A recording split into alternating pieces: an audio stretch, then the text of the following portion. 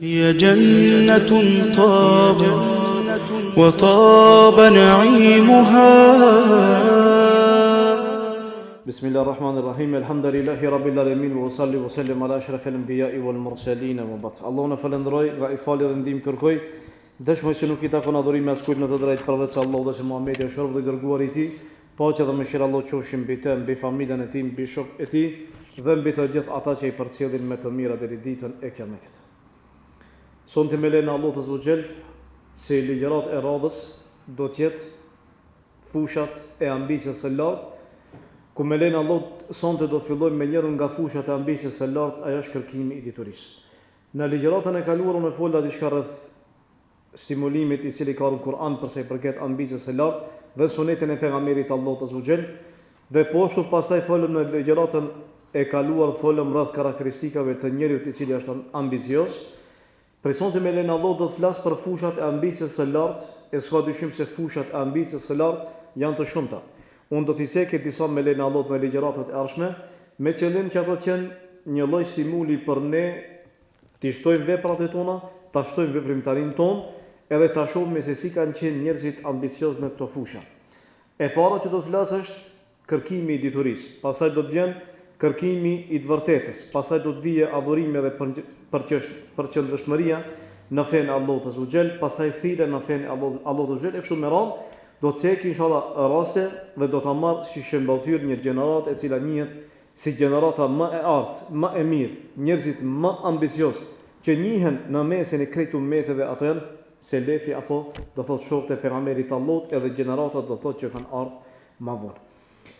Dituria ne e dimë gjithë se është e shtrenjtë. Dituria është pasuri, është thesar, dituria është dritë. Dituria është bujari, është fisnikëri, është nder. Ai i cili mirret me të, Allahu xhel e nderon dhe e gradon dhe e lartëson në mesin e njerëzve. Allahu xhel ja mundson që ta kupton realitetin e të vërtetës dhe asaj e cila është e kundërta e saj. Dhe padyshim se ai njeriu i cili posedon dituri, dituria me lejen e Allahut do ta mbron. Pra është më e shtrenjtë se sa pasuria, sepse dituria të mbron, kurse pasurinë ti e ruan atë dhe pasuria nuk të mbron. Po përkundrazi, pasurinë do thotë ti e harxhon dhe ajo harxhohet do thotë në vazhdimsi. Kurse dituria e kundërta e saj. Diturinë sa më shumë që merr, aq më shumë ajo të shtohet dhe aq më tepër do thotë ajo nxit për në vepra. Thot Imam El-Jauzi rahimullah, kur flet për diturinë, thot se meditova një gjë e cila është shumë e mahnitshme, shumë e çuditshme, dhe më la mbresa të mëdha në shpirtin tim. Thot e parë se çdo gjë e cila është e shtrenjtë dhe çdo gjë e cila do thotë është e mirë, kërkimi i saj është i gjatë.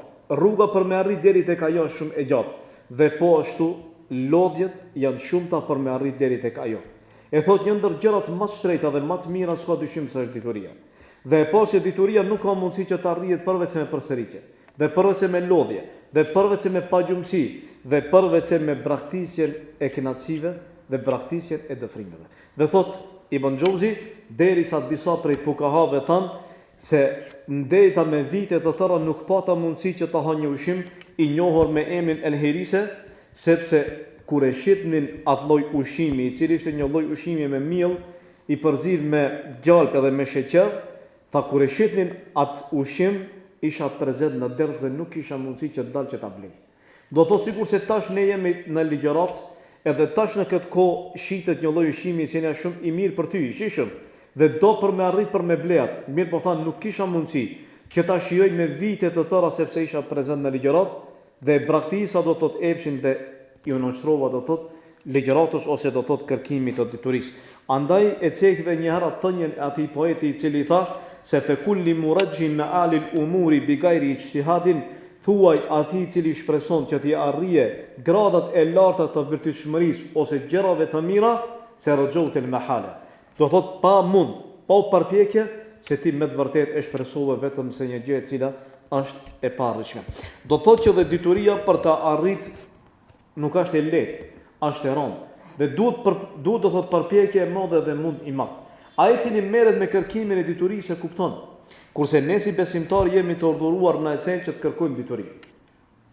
Besimtari e ka për detyrë që të marrë dituri. Nuk është patjetër që të bësh hoç, mirë po duhesh më bëj hoxhi vetes tan. Pastaj nuk është vetëm se sfera e shariatit. Do thot arkitektura, mjekësia, pavarësisht do thot lëmiqen shkencore që janë nevojshme për njeriu, besimtari duhet që t'i mëson. Edhe ato bëjnë pjesë do thot në atë kërkimin e diturisë. E sidomos nëse i shtohet në jeti para Allahun, atëherë me lenin Allah do shpërblesh. Mirë po, ajo më e rëndja, më e madhja, padyshim se është kërkimi i diturisë fetare. E në këtë rast ai i cili dëshiron që të marrë dituri, pa tjetër duhet mund, pa tjetër duhet me kalu në përvështirësi.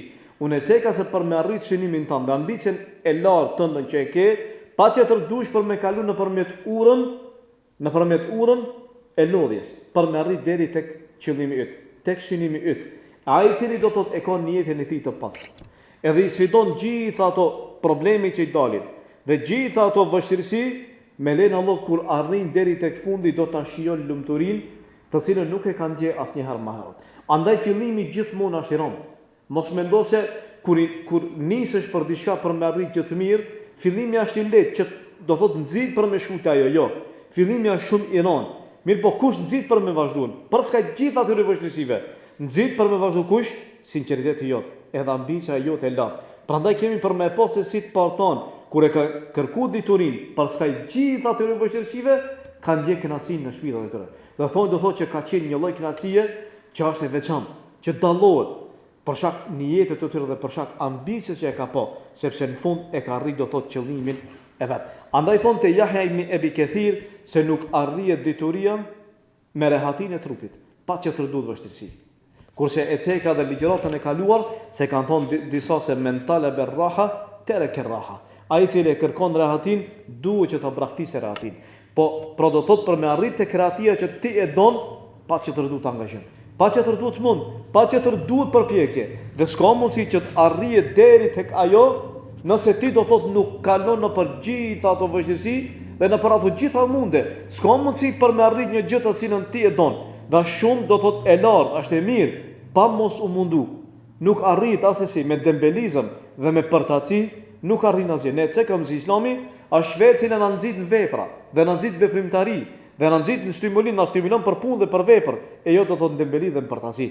Andaj, dietarët kanë qenë ata që mundin e tyre, për të arrit diturin, e kanë dhënë krejtësisht pasurinë e tyre, e kanë fliju kohën e tyre, e kanë fliju ndoshta edhe diçka të shtrenjta në jetën e tyre, edhe nuk janë martu prej atyre ka, siç është rasti i Imam Neuvit apo rasti do thot Ibn Taymiyes e kështu me radhë, që e kanë braktisë do thot edhe çështjen e martesës për të arrit ose për të marrë dituri dhe për të shërbyer do thot ummetin të tij. E andaj thonte Ibn el-Junayt se ai i cili kërkon diçka me mund dhe përpikshmëri, dashni sinqert në jetën e tij, me lenë Allah do ta arrin. E nëse nuk e arrin në tërësi, do të arrihet diçka nga ajo. E s'ka dyshim se nëse ne e marrim dhe e shikojmë historinë, kemi për me e pa se shimbolltyra më e mirë dhe më e lartë dhe me ambicie më të larta janë selefi, janë parta. Do thot duke filluar prej të sahabët e pastaj do thot duke vazhduar gjeneratët e ardhshme që vinë do thot pas tyre. Nëse e merr dhe e shikon veprimtarinë e tyre, shkrimet e tyre, jetën e tyre, ke për me pa se ka mundësi për me gjetë njerëzit të tillë. Brenda po foli do thot historinë tërsi, jo vetëm se do thot në periudhën e tyre. E shkaj kanë nxit ata për me arrit me një gratë se ne sot e ndroj, ose na duket thjesht diçka se ka qenë njerë ka jetu dhe më nuk ekziston. Ka qenë një jetë e tyre sinqert. Ka qenë ambicia e tyre e lartë. Ata kanë dashur diçka. Kanë dashur diçka që të arrijnë, që të lënë gjumë këtë dunjë, sepse e kanë ditë se një ditë prej ditëve do të vdesin. Mirë po gjurmat e tyre do të mbesin. Dhe kur njeriu vdes dhe gjurma i mbetet, emri do t'i përmendet. Ata kanë jetuar para 14 shekujve. Mirë po emrat e tyre ende sot e madit përsëritet dhe lexohen dhe librat e tyre janë ende prezente. Dhe ne ato i mësojmë. E atyre ju shkojnë të mira deri ditën e Kiametit. E Allah subhanahu kështu e ngrit një njeri i cili është i sinqert dhe ka do thot ambicie. Unë e ceka dhe ligjëratën e kaluar se ambiciet do thot varen prej teje. Mirë po, sa e ke imanin më të lartë, aq ambicet rriten edhe më shumë. Edhe sa më shumë që ke ambicie, aq më shumë mundohesh. Sa më shumë mundohesh, Allah nuk ta hakun. Allah aq jep do thot sukses nga ambicet dhe mundi që ti e jep. E pse do thot gjithmonë ne i marrim shembull sahabët. Unë e ceka pak se veprimtaria e tyre ka qenë shumë e madhe. Mirë po në përgjithësi besimi i Ahlus Sunnetit është se sahabët janë koka e vlijave. Sahabët janë njerëzit më të mirë, në mesin e gjithë krijesave jashtë pejgamberëve të Allahut xhel. Nuk ka krijesa më të mirë, do thotë për njerëzve, që janë më të mirë se sa sahabët, shokët e pejgamberit të Allahut, pas pejgamberëve të Allahut. Do thotë shokët e pejgamberit të Allahut janë shokët më të mirë që i ka pas një pejgamber. Dhe po ashtu në përgjithësi për gjitha krijesave janë më të mirë pas pejgamberëve të Allahut xhel. Janë ata që Allahu xhel i përmendi për të mirë. Dhe e cekë Allahu xhel se Allahu i do, dhe se ata e dojnë Allahun. Dhe e flejuan çdo gjë që e kishin për Allahun, e flejuan trupin e tyre, dhe e flejuan shpirtin e tyre, dhe e flejuan pasurinë e tyre, gjithçka për ta ngritur këtë fetë Allahut azza xhel. Andaj do thot Abdullah ibn Mesudi, thot se Allahu thot shikoi në zemrat e robërve dhe e pa, do thot zemrën e Muhamedit dhe e mori dhe e zgjodhi për pejgamber që ta përcjellë mesazhin e tij. Pastaj shikoi në krijesat e tjera dhe i pa zemrat e shokëve të pejgamberit Allahut, dhe ata i zgjodhi që të qenë shokët e pejgamberit të Allahut azza xhel. Do thot Allahu azza xhel i veçoi këta dhe i dalloi ata. Dhe po ashtu u mundsoi një gjë të cilën ne e shpresojmë. Ajo shpamje pejgamberit të Allahut azza xhel. Ata e kanë pas këtë privilegj që ta shohin pejgamberin Allahut azza xhel të gjallë. Ne sot nuk e kemi në mesin ton, mirë po sytë e tonë ndrojnë dhe zemra jonë e kërkon. Mirë po ata e kanë pas do thot para syve dhe e kanë pa në vazhdimsi pejgamberin Allahut. E Allahut çdo kujt nuk ja jep këtë privilegj që ta shohë pejgamberin Allahut duke qenë do thot këtë dunjë. E andaj do thot për këtë arsye ata kanë qenë gjenerata më të dalluar. Ata janë barcit e mesazhit pejgamberit Allahut. Ura mes nesh dhe mes pejgamberit Allahut. Po mos kishin qenë ata, ne sot nuk do kishim mundësi që ta kemi këtë deturi, sepse gjitha hadithet dhe po ashtu ajetet që janë cek do të zbritje e Kur'anit, ata i kanë dëgjuar dhe e kanë pa dhe ne e kanë përcjell do thot neve sot.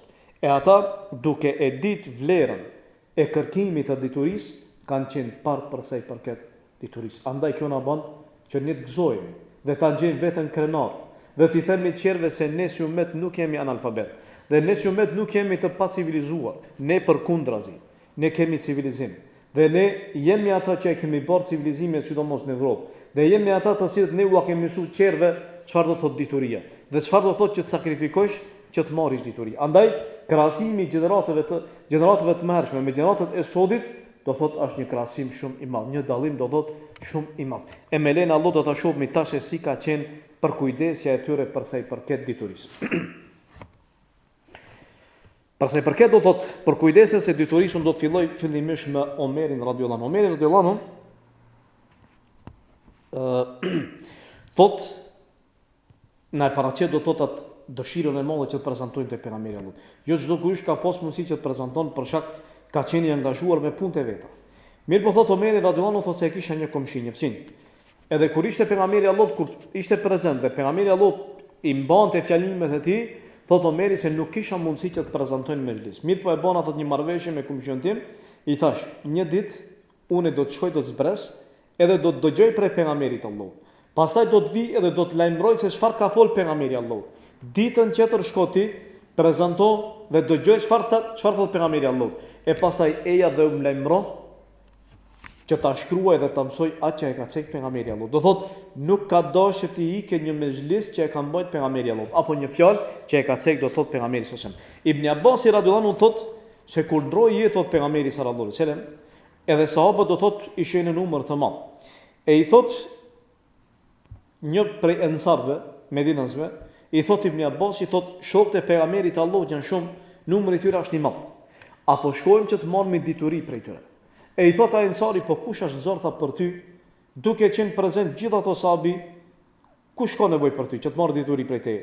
Thot Ibn Abbas, i thot e lashat. Dëgjoni shumë mirë. Se ai njeri i cili do thot unë e ceka edhe më herët, se ai njeri i cili është dembel dhe për tas do me të ngrej ka vetja dhe me dëshpru prej ambicës që e ke. Ibn Abbasi ka pas mundësi mu bin me këto fjalë. Sepse kur me thonë të se janë sahabat më të mëdhenj prezent aty, kurse ti je shumë i vogël, është vërtet. Nëse e merr dhe shikon, kjo është realitet. Kanë qenë sahabat më të mëdhenj, dietarët më të mëdhenj, tu metet aty. E çka më bëj Ibn Abbasi, kush do të marrë dituri për Ibn Abbasin? Mirë, pas çfarë tha Ibn Abbasi? Jo. Ibn Abbasi tha përkundërzi, pasi që janë ata, do të shkoj tash që të marr dituri prej tyre. Edhe Ibn Abbasi e praktikoi njëri. Dhe filloi që të shkon që të marrë dituri, derisa shkonte te dera atij që kishte nevojë që të marrë dituri prej tyre. Kur e shihte se nuk është prezant ose ishte kohë e drekës, e merrte petkun e tij, e shtronte para derës edhe u shtrinte atij. E pritte. Edhe pse ka qenë djali i miqës pejgamberit Allahu xhel.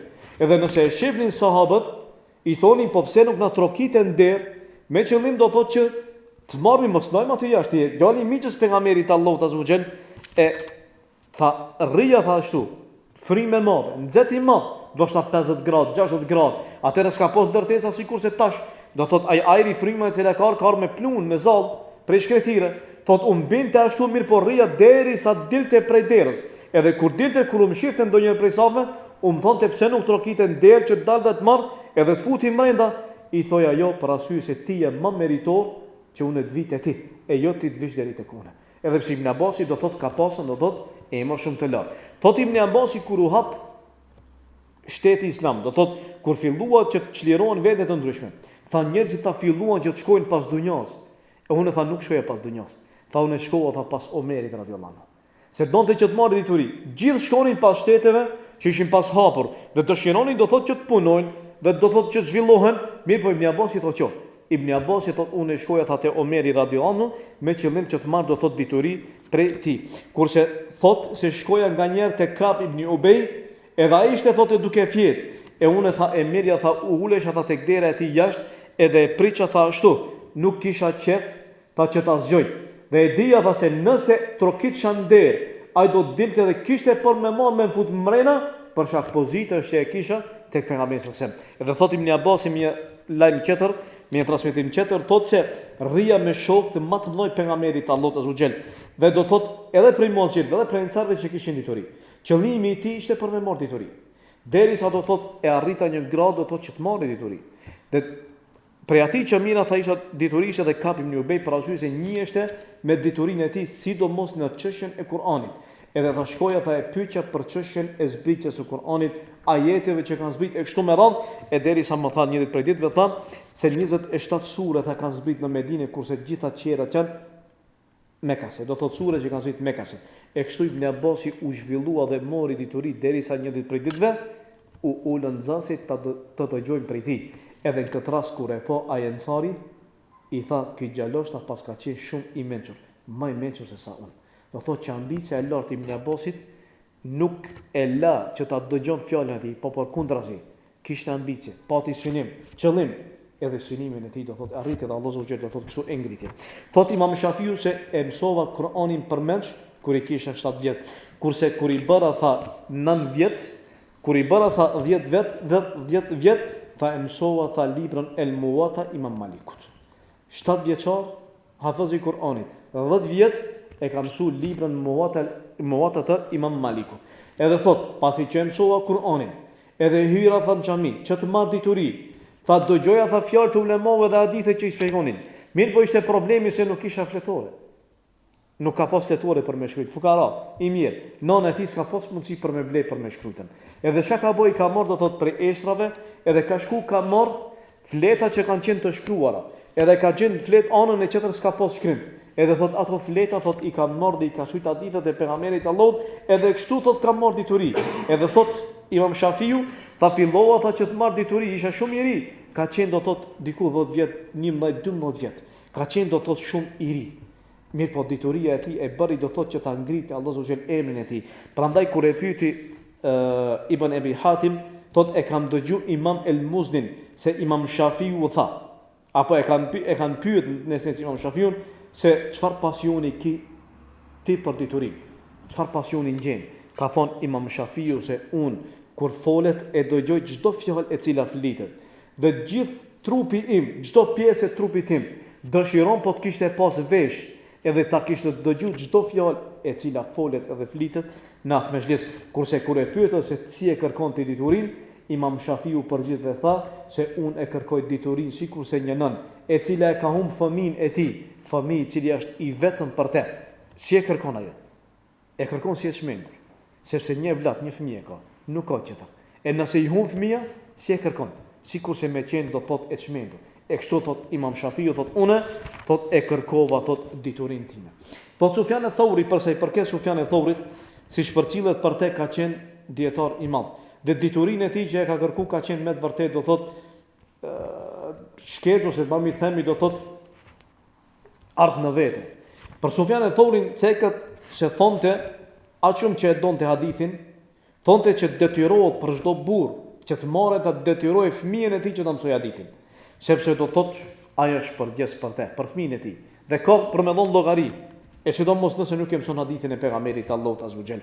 Le vetëm se e mësonte, po dhe ishte një prej atyre që thirrte dhe e zbatonte atë që e mësonte. Kjo ishte veçori Sufjan e Thaurit. Prandaj thonte, thuhet për te se ka thon Sufjan e Thauri se nuk ka vepër më të mirë pas farzeve se sa kërkimi i diturisë.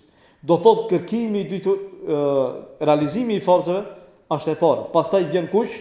Vjen do thot kërkimi i diturisë. Andaj ka prej dietarëve që do ta shohim më vonë se do thot i kanë fal vetëm se farzet. Sunetet nuk i kanë braktis nga dembelia, jo asesi. Sunetet i kanë braktis për shkak se kanë pas me u marr me ilm me dituri. I ka fal farzet e shpejt as kthy edhe as marr me shkrim ose me lexim. Tan natën deri në mëngjes, derisa ka kohë sa vonë. Kështu ka qenë jeta e tyre. Prandaj ka thonë do thot Sufjan e Thauri se do thot nuk ka vepër më të mirë pas farzeve se sa do thot kërkimi i diturisë dhe ceka se ka thonë se ne do të vazhdojmë që të marrim me dituri derisa të ekzistojnë ulemat dhe derisa të gjenden dietar që do të na mësojnë do thot fen e Allahut azza wa jall. Kurse thuhet për Khalil ibn Ahmed el-Farahidi se thonte se koha më e vështirë për mua është do thot koha kur ha buk. Sepse koha kur ha buk më largon nga kërkimi i diturisë. Kurse thuhet për Uthman el-Baqalawi, thonte se gjithmonë e ka përmend Allah dhe e ka përmend do thot në vazhdimsi. Thonte se në kohën e iftarit e ngjeja veten time sikur se shpirti po mdel. Sikur se shpirti po mdel prej trupit tim, për shkak angazhimit tim me ushqim e jo me dhikr. Do thot ka qenë njeri i cili është marrë me dhikr dhe i cili është marrë me kërkimin e diturisë. Ata e kanë po pengese dhe për me ul, për me hongër buk, sepse thonë na e ka marrë kohën dhe jemi preokupu. Kurse thuhet për Ammar ibn Reja, thot se e kam dëgju Ubejde ibn Jaish, thot se 30 vite thot nuk kam hongër me dorën time gjatë natës. 30 vite. Thot motra ime më ka dhënë buk për me hongër. Kurse unë thot që jam marrë me hadith. Ai ka shkruajt, kurse motra vet i ka dhënë buk.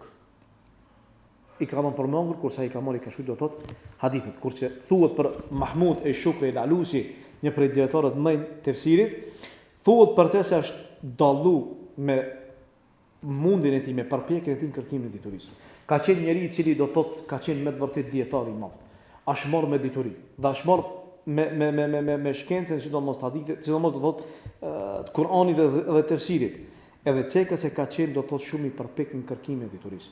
Verë, dimër, frym, borë, shi, pavarësisht si ka interesuar. Edhe njëri prej nxënësve të vet na e paraqet më mirë dhe thotë se një prej viteve kishin dersa me të. Edhe tha problemi ishte se ra shi më tha, frymë e madhe. Sikur se më qenë një fortunë. Tha dhe nuk shkova tha ndes.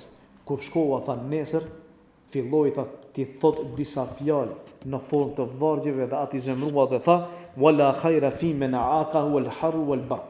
Tha nuk ka hajr edhe mirësi në atë njeri ta cilën e pengoi dielli apo nxehti edhe e pengoi ftofti.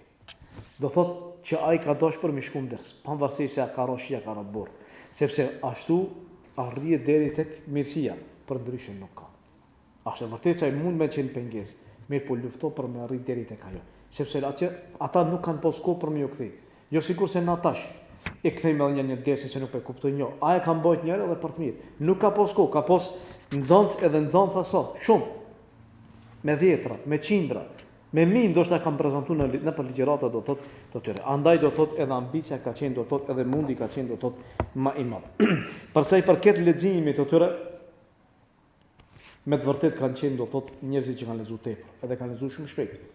Do thotë lëmit që i kanë dashur atyre i kanë lexuar do thotë në vazhdimsi ditën.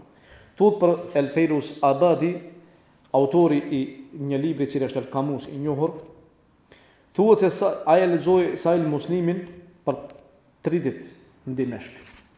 Për 3 ditë e ka lexuar. Do thotë leximi nuk është do thotë me marr kështu sikurse na si e lexojmë sot shpejt. Ai i cili di se sa është Sahih Muslimi e di se çka do thotë për me lexuar për në 3 ditë. Edhe pastaj do thotë e mori dhe e shkruajti disa poezi dhe tha, thotë qara'tu bihamdillahi jamia muslimin bi jawfi Dimeshki shami jawfi al-islam. E cek dhe thotë se e lexova Sahih Muslimin, do thotë edhe atë e lexoj do thotë në Dimeshk. Ala Nasiruddin al-Imam ibn Jahbali bi hadrati Hufadi me Shahir al-A'lami.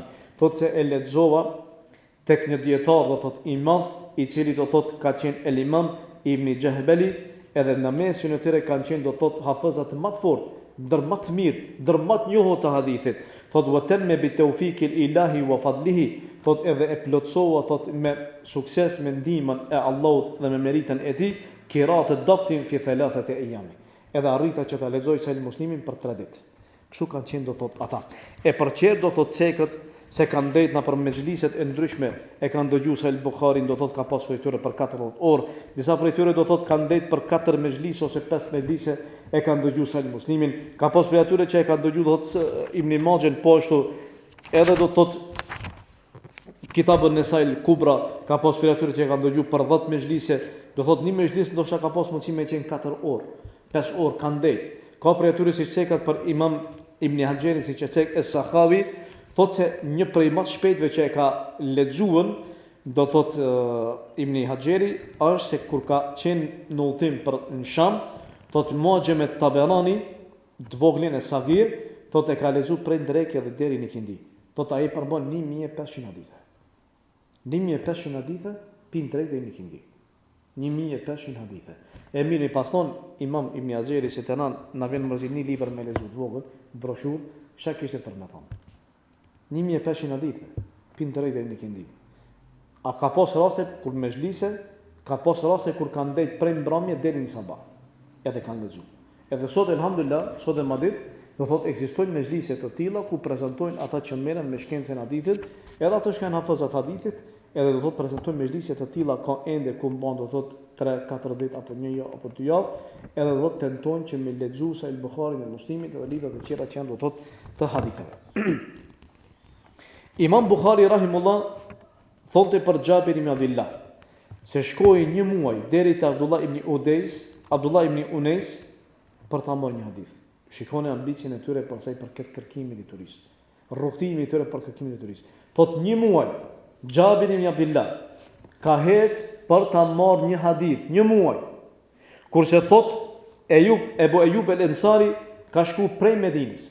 Te Uqbe ibn Nafi ka qenë në Egjipt. Ka udhëtu prej Medinës në Egjipt, edhe ka heqë do thot sa kilometra me kafshën e tij, ta kur ka shku ta në Egjipt e ka marrë kafshën e tij. Me vete dhe është ndalë, ka zbrit prej kafshës, e ka marrë hadithin, ka ip në kafsh, apet është këtim Medinë. Ta transmeton vetëm se një ditë pejgamberit Allahu xhel. Ka ecë prej Medinës edhe ka shku do thot në Egjipt, tash me shku me aeroplan, vjen mërzi. Për një ditë thot ai thot mend. Ata kanë shku me kafshën e tyre prej Medinës edhe në Egjipt, vetëm se do ta transmetojë një hadith pejgamberi sallallahu alaihi wasallam. Kurse për Said ibn al-Musayyib thuhet se kam udhëtu ditë e natë për ta gjetë një hadith, për ta kërkuar një hadith. I ka interesuar një hadith, ka udhëtu ditë e natë për ta kërkuar do thot një hadith. Kurse thonte Ebul Aliya, thonte se ne i dëgjonim rivajetet nga shokët e pejgamberit sallallahu alaihi wasallam, kurse ne ishim thot në Basra. Mirë po nuk donin që ti marrim thon të transmetimet prej qerve, po donin që të shkojnë vetë edhe shkonin prej Basrës, shkonin do thot në Medinë që ti dëgjojnë nga gojrat e tyre. Jo do thot nga ata që vinin prej Medinës dhe na i binin do thot ato. Kurse thonte Ibn Kathiri për Imam Bukharin rahimullah, thonte se shkoi në për krejt ulemat që ishin të hadithit në për vende të ndryshme në për krejt botën, edhe thot se e shkruajti më shumë se prej 1000 hoxhallarëve që kanë qenë do thot të hadithit. Kurse e cek Razi për udhimin e tij që ka qenë kërkimin e turist, thot se kam udhëtu thot me vite, fillimisht 7 vite thot kam hecet, fillimisht Razi do thot ajo starti i tij, fillimi i tij, thot udhimi im ka qenë do thot 7 vite. Ka hecë na për kom me mijëra kilometra. Pastaj ka shku do thot prej në Remla, ka shku në kom. Pastaj thot kam shku në Tarsus në kom, edhe kam pa vetëm si 20 vjet. Vetëm se 20 vjet, jo më shumë. Me kilometra, me qindra kilometra. Ka hecë do thot në kom. Prandaj thonte një poet se edribu fitulil biladi wa ardiha. Thonte se kam për me hecë, thonte gjër e gjatë në për tokë, thot li etlu be ilmen au emute gariben, që të kërkoj dituri ose që të vdes si huaj. Fe in telefetin nefsi fe lillahi darrua. Nëse trupi im shkatërrohet, prishet edhe vdes, tek Allah është kthimi. Edhe Allahu e di në jetën se ku jam nis dhe ku po shkoj. Thot wa in salam tu kan rujuu qariba. Thot e nëse shpotoj, thot atëherë thot kthimi im do të jetë shumë i afërt. Do thot kështu kanë qenë. Këto dituri që ne sot po i shohim nuk kanë ardhur, nuk kanë pas internet atëherë. Kjo dituri e cila ka ardhur në Evropë prej Endelusit kanë qenë prej ulemave të Endelusit, që kanë udhëtu kanë shku do thot prej Endelus kanë shku në Lindje. Edhe kanë shku do thot Medinë dhe kanë shku në Mekë dhe kështu me radhë. Ebu Bekr ibn al-Arabi, Asad ibn al-Firat, Ebi al-Walid al-Baji, një prej ulemat mëj që kanë qenë të Endelusit. Ata kanë marrë, kanë hecë kështu, edhe pastaj kanë sjellë do thot këtë dituri këtu. E do thot që për me kërku një shrejt duhet për me hecë, edhe duhet për me punu. Tash ti sot i ke gjitha. E ke internetin, e ke librat, gjitha të mirat Allah subhanahu ti ka dhënë, ti ka mundsu. Mirë, po është problemi do thotë se ti nuk ke ambicie. Ambicie, pastaj dashuria për dunjë. A kanë qenë ata fukara? Apo kanë qenë pasanika? Një numër i madh i tyre kanë qenë të varfër. S'kan pas kohë për me punuar. Ai i cili përkushtohet diturisë, a shumë problem që mu marrë edhe me çështje biznesa, me çështje të dunjos. Për arsye se nuk mund që të shkojnë njëra me tjetrën, është pa problem. Përveç se Allah nëse do të thotë ndokuj t'ja japë, do thotë një lloj pasurie e cila është do thotë e mjaftueshme për të. Shumica e tyre kanë pas probleme me çështjen e rrezikut. Kanë hëngur dhe kanë pinë ndoshta buk thot, kore, me ditë, me natë kemi për me pa me lin Allah tash, se si ka qenë gjendja e tyre.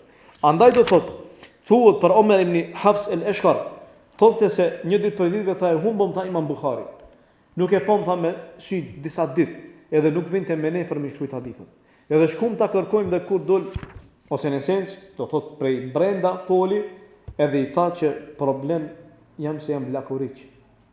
Imam Buhari, lakuriq. E i thanë si, tha se atë që e kisha tha u argju. S'ka roba për me dalë me shkujt hadithin. Edhe thot i mbledhëm thot do pare, thot bashk, i banëm do pare, e bletëm një material, edhe ja kepëm tha robën, i adham, pastaj tha u vesh edhe prezantoi tha me ne për më dhe ju ilmin, edhe me mësu do thot diturin.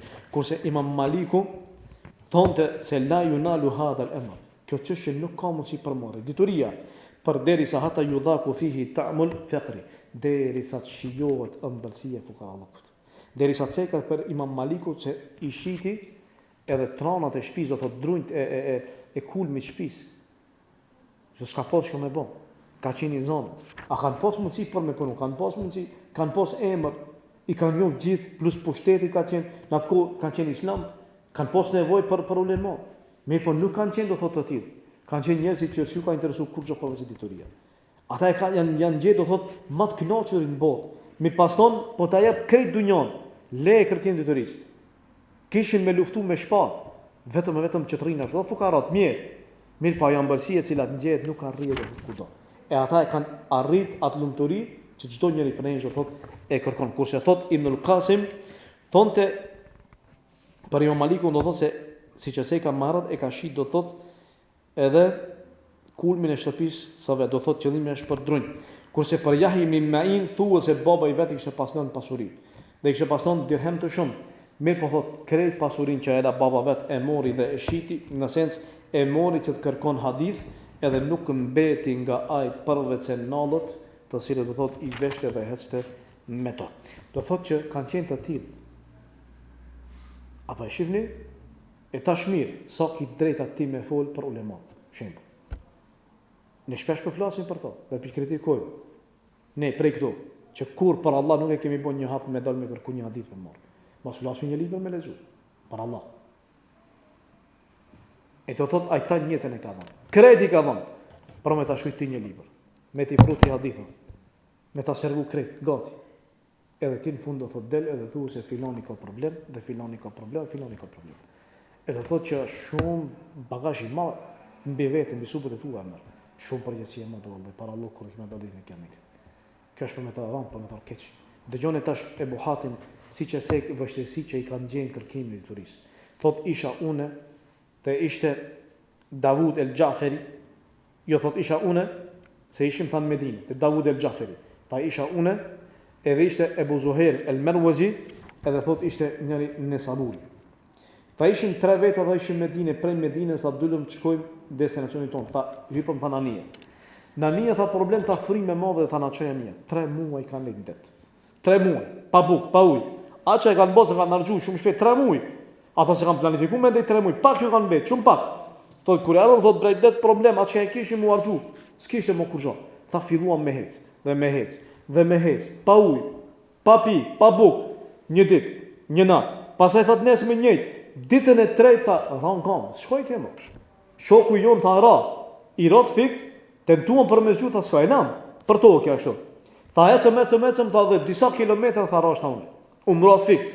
Tha shoku im tha vazhdoi deri sa e po tha një anije e cila kishte pasqen në Begdet. Edhe tha shkoj, kur e po tha ata e morën, i dhan ujë dhe ju tregoj se janë edhe shokët e mi.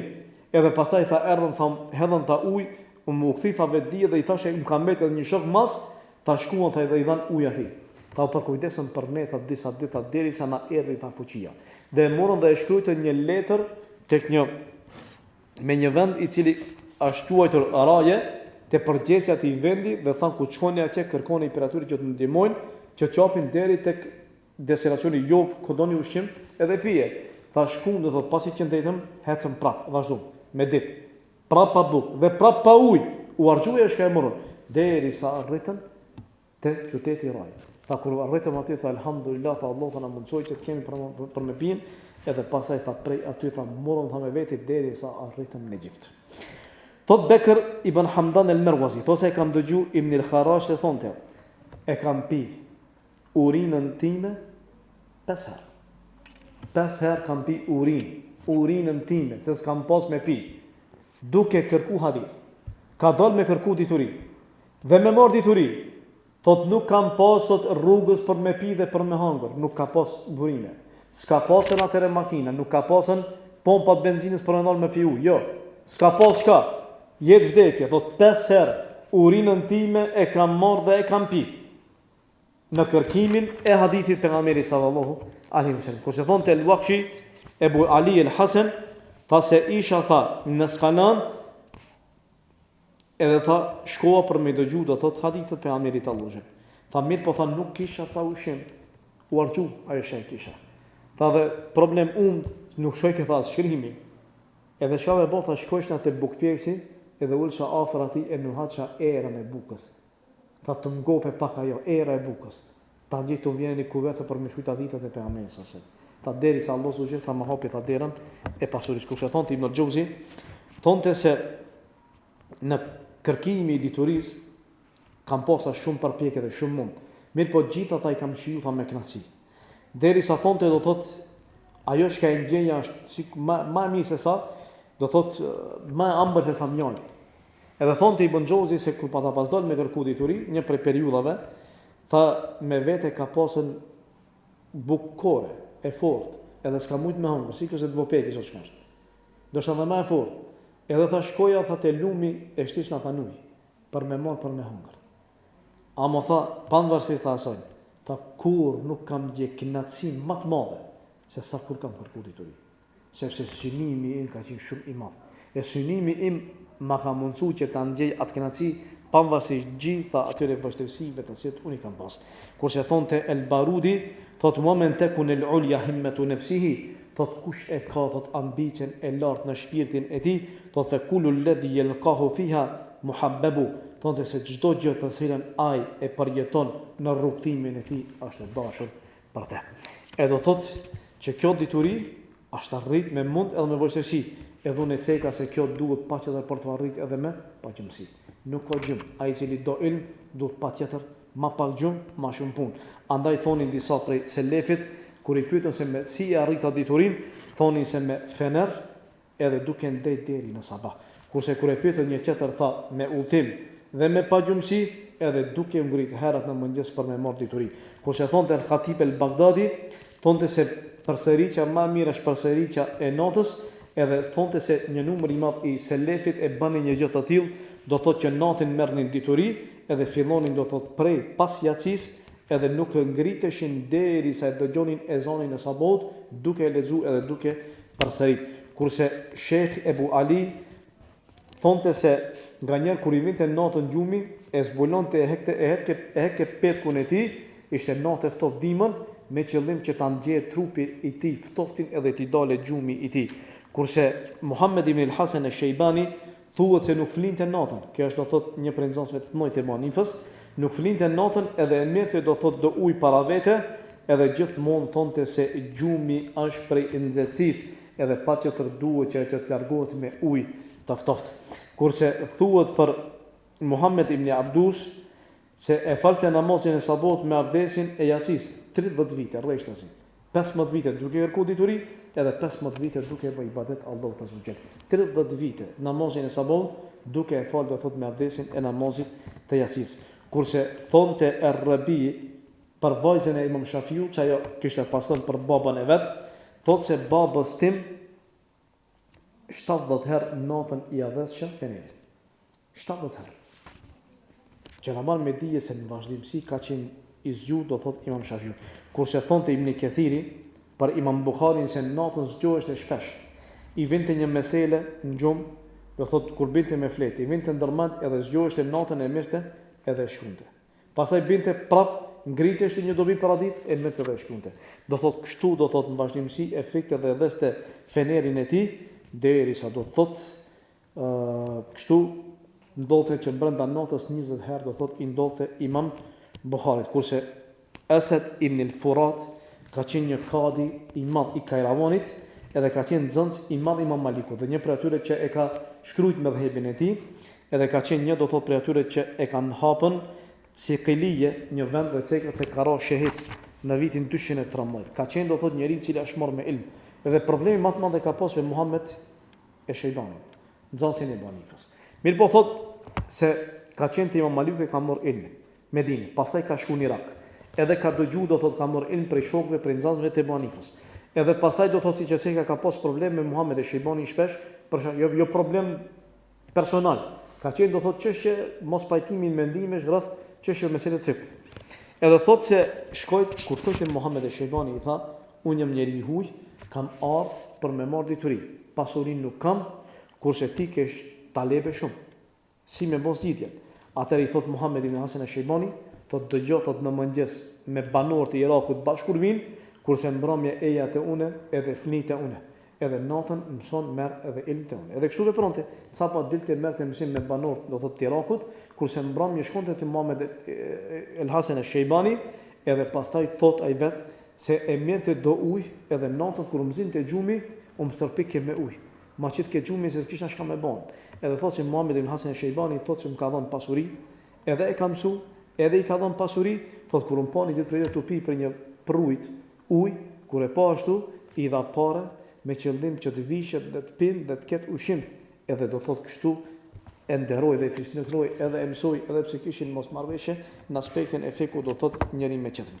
Kurse thot Abdulrahman ibn Qasim thot se shkoa te Imam Maliku dhe shkoja natën edhe merja mesele tek ai.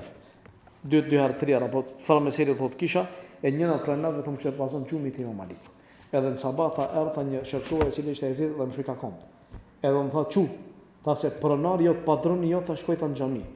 I tha çu, ai mendonte se është padroni Imam Maliku i tij, nuk e dinte se është talebe i tij.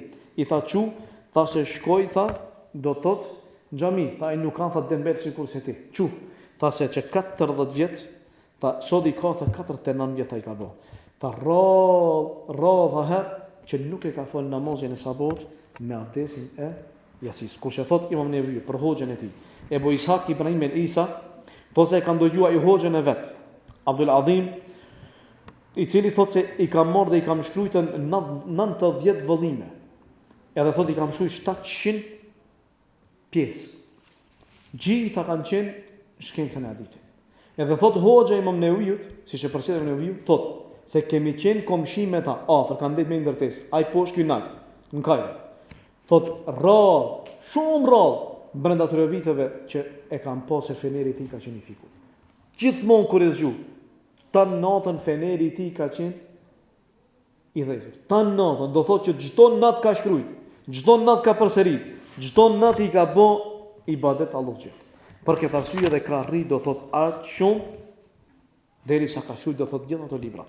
Kurse thuhet për Ibn Kathirin se e mori librin e Imam Ahmedit, Musnedin e Imam Ahmedit, edhe e mori thotë ja shtoi hadithet e 6 librave të hadithit që janë të njohura. Pastaj Mu'jam et-Taberani el-Kebir, Musned el-Bazzar, Musned el-Biyal el-Musili. Edhe ai ka marrë thotë ja ka shtuar haditheve të Imam Ahmedit që i kanë Musnedin e tij. Ka bën një vepër shumë të madhe, derisa thotë Ibn Kathiri Aq shumë u lodha dhe aq shumë u mundova, thot deri sa u verbërova. I ka umësit, i jam këthir. Duke e shkuj tanë natën të nejtë. Prej leximeve të shumta që i ka mo, thot në fund, thot u verbërova. Thot i thash imam dhe e bjur. Se kanë qenë, do thot, kanë jetu me një periudhë, kanë qenë të ditë nxënësit i Ibn Thot se vazhdova që shkuj tanë natën, edhe do thot fenerin vazhdimsi ka qenë deri sa shkoi tha shikimi i ka hum. Thot edhe shpresoj që Allahu t'ja mundsoj ndokujt pas me ta vazhdoj. Ka mbet në fund përveç një pjesë te musnedi do thot ku janë hadithet e Ebu Hurajrës. Krejt do thot e ka përfunduar. Ka bën një vepër për të madhe derisa shikimin e tij do thot e ka hum. E tash krahasoj ti vetë. Askush nuk po thot ty më bëj sikur sa ata, sepse në esencë na duhet ata i kemi shëmbëltyr. Mirë po tash ambicet e tua ndoshta janë dobta. Ti nuk ka mundësi me qenë i tillë. Mirë po deri dikun. Po dhe nëse nuk je sikur se ai, respektoj. Apo shihni sa mund kanë dhënë? Shumë kanë dhënë. Tash dietarët nuk e kanë, nuk e japin këtë mund, për arsye se shumë gjëra i kanë tash gati. Mirë po Allah subhanahu do thot këta të parë i kanë ngrit për shkak të gjithë atyre mundi që e kanë bërë. Këta njerëz i kanë pas ambicie, nuk kanë qenë jashtë tokësor, kanë qenë njerëz sikur se unë ti. Mirë po disha i kanë nxit. I kanë nxit ajo ambicia e lartë që ti shërbej fesë Allahut. E njeriu i cili do për mi shërbej fesë Allahut është i tillë. E kjo është një pjesë e udhimit të tyre përse për kërkimin e turisë, e me lejnë Allah që mos banojë më shumë. Inshallah do të vazhdojmë ligjëratën e ardhshme dhe pjesën tjetër përse përket do thotë kërkimit të diturisë dhe selefit dhe ambicet e tyre të larta. Lutem Allahu xhel që Allahu gjithë ata të shpërblem dhe Allahu të i gradon dhe të mirat e Allahu të jap në dunjën dhe në ahiret dhe dituria e tyre që e hajrit dhe dobishme për ne dhe lutem Allahun që Allahu xhel na banon neve kërkues të hajrit diturit dhe lutem Allahun që të na mëshiron dhe gjunatë na paston dhe lutem Allahun që me mëshirën e tij të na përfshin në dunjën dhe në ahiret. Kullu qawli wa astaghfirullahi li wa lakum walhamdulillahi rabbil alamin.